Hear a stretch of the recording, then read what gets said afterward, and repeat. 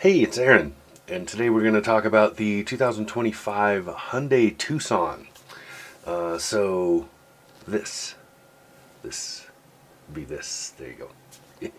So the Tucson got some styling updates this year. It was introduced in this generation in 2022. It's got two engine options, and let's see, the infotainment changed, which was an important change for this one, and some styling upgrades. So most of the changes that you'll notice if you get into one of these versus a, say, 2024 model, it's going to really be that infotainment.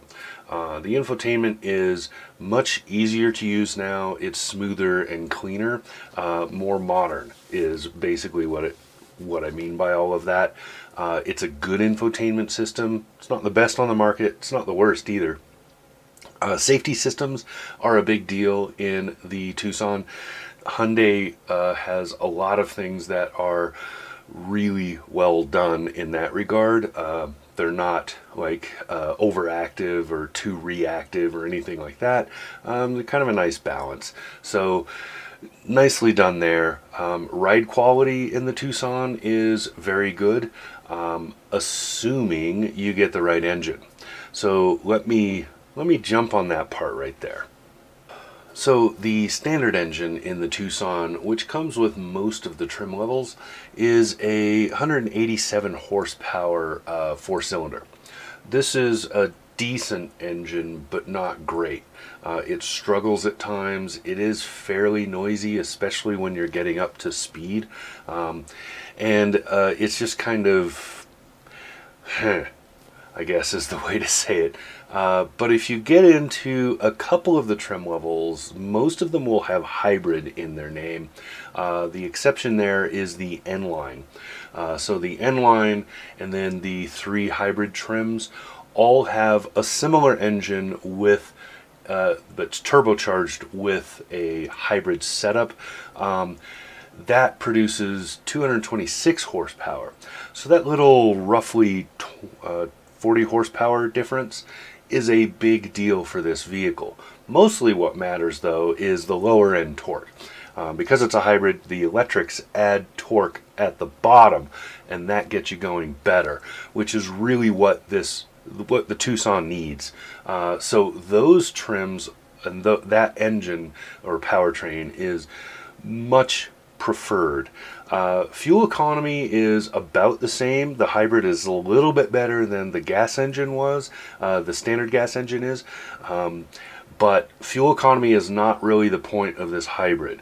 I mean, it should be, and Hyundai talks about it like it is, but in the end, it's really about that power delivery, and it matters way more. Now, the downer is you're going to have to spend some money to get that hybrid. So, base price for the 2025 Hyundai Tucson is about $29,000. To get into a hybrid, you're going to have to go up to about $35,000. So it's not a cheap transition. There is no the base model hybrid is basically price equivalent to the mid-model not hybrid. So you do have to spend some money to jump forward into the hybrid powertrain. But given the average price of a vehicle right now, that's not actually a terrible price tag. But you do have competitors here. So the 2025 Tucson is competing with vehicles like the Kia Sportage, which is a very similar vehicle. There's also the Honda CR-V, which is a really good vehicle. It's seen a lot of changes and is very much worth getting. The Tucson is definitely a good choice. It's a very, very good looking vehicle, and it drives nicely. So yeah, my only recommendation is that you pay the money to jump up to the hybrid option, because you'll have a much more pleasant experience in the vehicle. You won't ever feel like it's struggling to do anything. So there you go. That's kind of my assessment rundown of the 2025 Hyundai Tucson. I really like this vehicle, but it's in a very, very seriously competitive segment. So there are tons of options here. Beyond those that I mentioned, every other manufacturer is also in this game. So definitely shop around, but I like the updates that Hyundai made to the Tucson this year, and I think it's worth looking at. So there you go. That's what I got for the 2025 Hyundai Tucson. This has been Aaron. Talk to you again soon.